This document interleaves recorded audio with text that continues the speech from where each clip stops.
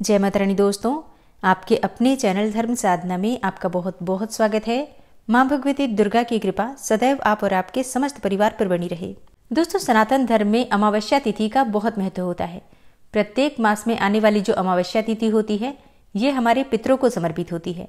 अमावस्या तिथि पर पितरों के निमित्त तर्पण करना, दान करना, पवित्र नदियों में स्नान करना और अपने पितरों के लिए दीप दान करना, ये श्रेष्ठ माना जाता है। इससे पितृ दोषों से भी मुक्ति मिल जाती है और पितरों को यम यातना से मुक्ति मिल जाती है। और जब पितरों को मुक्ति मिलती है, हमारे पितर प्रसन्न होते हैं, तो हमें भी हमारी परेशानियों से मुक्ति मिल जाती है। तो बहुत महत्वपूर्ण होती है प्रत्येक मास में आने वाली अमावस्या तिथि। और पितरों के साथ ही अमावस्या तिथि माँ लक्ष्मी को भी अत्यंत प्रिय है। तो माँ लक्ष्मी की कृपा भी हमें प्राप्त होती है अगर हम अमावस्या तिथि पर विशेष रूप से माँ लक्ष्मी की भी आराधना करते हैं। तो आज की वीडियो में आप जानेंगे कि मार्गशीर्ष मास की अमावस्या तिथि कब है, अमावस्या तिथि का प्रारंभ कब हो रहा है, समापन कब हो रहा है और इस दिन स्नान का, दान का शुभ मुहूर्त क्या है। तो अमावस्या तिथि की संपूर्ण जानकारी आपको आज की वीडियो में शेयर करने वाली हूँ। इस दिन हमें क्या करना चाहिए, क्या नहीं करना चाहिए, सारी जानकारी। तो वीडियो को अंत तक जरूर देखिए और अच्छी लगे वीडियो तो लाइक भी जरूर कीजिए, क्योंकि आपके लाइक्स, आपके कमेंट्स मेरे लिए बहुत महत्वपूर्ण होते हैं। यही एकमात्र जरिया है जिनसे मुझे पता चलता है कि आपको ये वीडियो अच्छी लगती है और आपके लिए ये वीडियो उपयोगी है। तो अगर वीडियो अच्छी लगे तो लाइक तो जरूर ही किया कीजिए। वैसे तो प्रत्येक मास में अमावस्या तिथि आती है और हर अमावस्या का अपना महत्व भी होता है। मार्गशीर्ष मास की अमावस्या के दिन अगर आप भगवान विष्णु, भगवान शिव और इसके साथ ही माता गंगा की पूजा करते हैं तो इससे अनंत गुना पुण्यफल की प्राप्ति होती है।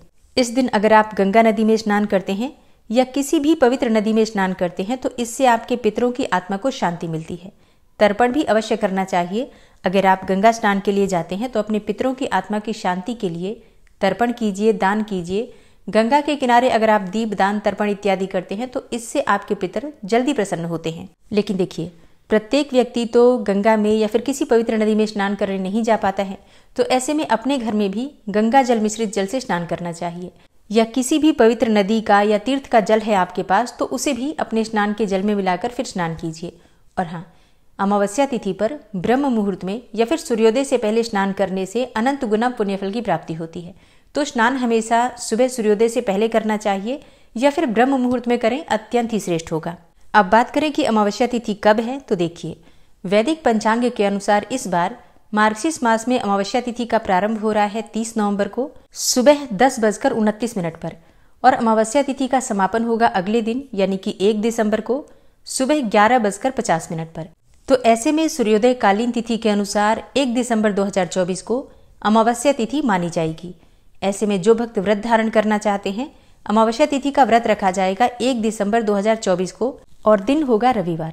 ठीक है, तो 1 दिसंबर 2024 रविवार को अमावस्या तिथि का, मार्गशीर्ष मास की अमावस्या तिथि का व्रत रखा जाएगा। अमावस्या तिथि का व्रत एक बहुत ही विशेष व्रत होता है। इस तिथि पर अगर महिलाएं सच्चे मन से इस व्रत को धारण करें तो उन्हें देवी देवताओं का आशीर्वाद तो मिलता ही है, इसके साथ ही पितरों की कृपा भी प्राप्त हो जाती है और पति की आयु लंबी होती है। अमावस्या तिथि माता लक्ष्मी को अत्यंत प्रिय है, तो अमावस्या तिथि का व्रत धारण करने से अखंड लक्ष्मी की प्राप्ति होती है। इसलिए अमावस्या तिथि का व्रत अगर धारण कर सकें तो अत्यंत ही श्रेष्ठ होगा। नहीं कर पाते हैं व्रत तो भी विधि विधान से माता लक्ष्मी की पूजा कीजिए, पितरों का स्मरण कीजिए, पितरों के निमित्त दीपदान कीजिए, माँ लक्ष्मी के नाम का, मंत्र का अधिक से अधिक स्मरण कीजिए और इसके साथ ही जितना हो सके दान कीजिए। अमावस्या तिथि पर घर की साफ सफाई अवश्य कर लीजिए। अमावस्या तिथि पर घर की अच्छी तरह से साफ सफाई करने से आपके घर से पितृदोष भी समाप्त होता है, ग्रह दोषों से भी मुक्ति मिलती है और इसके साथ ही किसी भी प्रकार का वास्तु दोष हो तो वो भी समाप्त हो जाता है। इसलिए अमावस्या तिथि पर घर की अच्छे से साफ सफाई कर लीजिए। इसके बाद गंगा जल मिश्रित जल से स्नान कर लीजिए और फिर घर में, पूरे घर में गंगा जल का छिड़काव कीजिए, हल्दी मिश्रित जल का छिड़काव कीजिए। घर के मुख्य द्वार पर सुबह ब्रह्म मुहूर्त में दीप दान कीजिए। कपूर जलाकर घर के मुख्य द्वार पर आप दोनों तरफ रख सकते हैं। घर के मुख्य द्वार पर चाहे तो आप रंगोली बना सकते हैं, स्वास्तिक बना सकते हैं और विधि विधान से द्वार पूजा कर सकते हैं, मतलब देहली की पूजा कर सकते हैं। देहली पूजन अमावस्या और पूर्णिमा पर करने से हमेशा माँ लक्ष्मी आपके घर में स्थायी रूप से वास करती हैं। और अब जानते हैं कि अमावस्या पर शुभ मुहूर्त क्या है। देखिए, ब्रह्म मुहूर्त में हम स्नान करते हैं तो स्नान का शुभ मुहूर्त आपको प्राप्त हो रहा है सुबह 4:30 से 5:30 तक।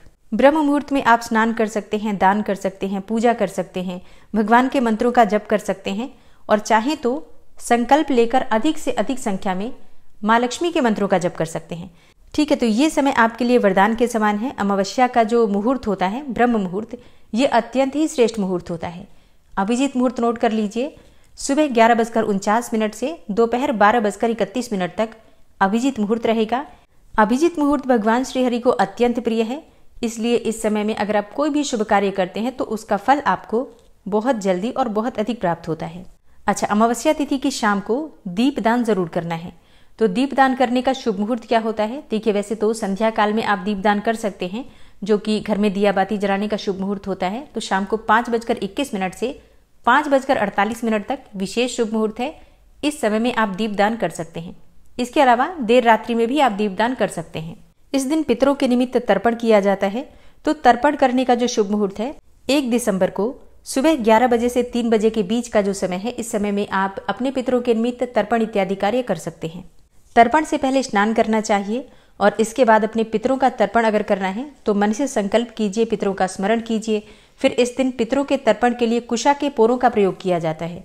जल में थोड़े से काले तिल और सफेद पुष्प डालकर अपने पितरों का स्मरण करते हुए दक्षिण दिशा की तरफ मुख करके कुशा के माध्यम से अपने पितरों को तर्पण करना चाहिए। इससे पितृ प्रसन्न होते हैं, पितरों की आत्माएं तृप्त होती हैं और आपको आपके जीवन की परेशानियों से मुक्ति मिल जाती है। अब एक ऐसा समय जिस समय में आपको कोई भी शुभ कार्य नहीं करना है, वो है राहु काल का समय। और राहु काल 1 दिसंबर को है, शाम को 4:05 से शाम को 5:24 तक। वैसे देखिए, इस बार जो अमावस्या तिथि है, वैसे तो सूर्योदय काल में अगर देखें तो रविवार के दिन है, 1 दिसंबर को है, लेकिन 30 नवंबर को भी अमावस्या तिथि मानी जाएगी, क्योंकि सुबह से ही 10:29 से ही अमावस्या तिथि का प्रारंभ हो जा रहा है।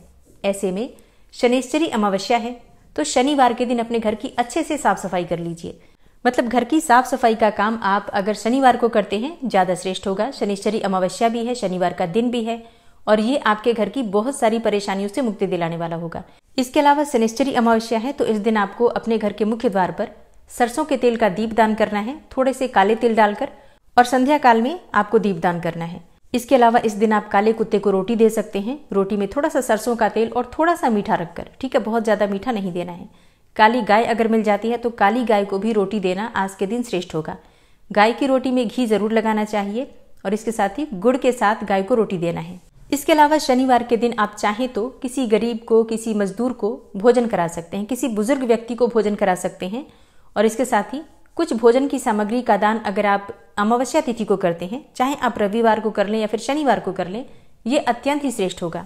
चींटियों को आटा डालना या फिर मछलियों को दाना डालना, ये सभी कार्य आपको अमावस्या तिथि पर जरूर करना है।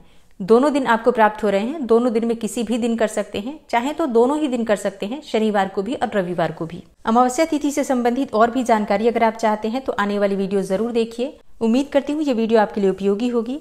अच्छी लगी हो वीडियो तो लाइक कीजिए, शेयर कीजिए और चैनल पर पहली बार आए हैं, अगर अभी तक आपने चैनल को सब्सक्राइब नहीं किया है तो आज की वीडियो अगर आपको अच्छी लगे तो चैनल को सब्सक्राइब करके बेल आइकन को जरूर प्रेस कर लीजिए।